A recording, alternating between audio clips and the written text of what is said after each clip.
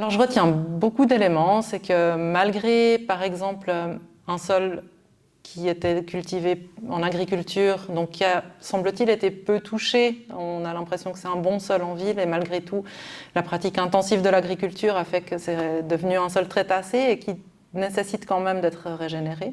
Ça, c'est quelque chose qui m'a un peu frappée parce que je m'attendais à avoir un sol de meilleure qualité sur cet endroit-là. Et puis, je vois aussi que ça pose énormément de questions, en fait, la protection des sols.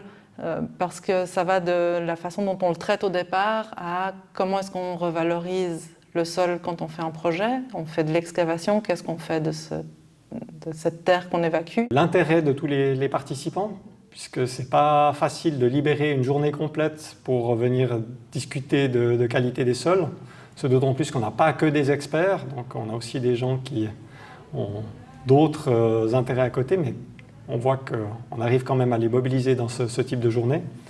Et puis, il y a peut-être 2-3 éléments ponctuels qui ressortent dans le cadre des discussions qui, tout d'un coup, permettent d'améliorer un peu la compréhension qu'on peut avoir de la thématique.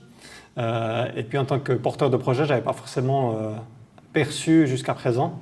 Donc, ils vont permettre de réorienter un tout petit peu le projet.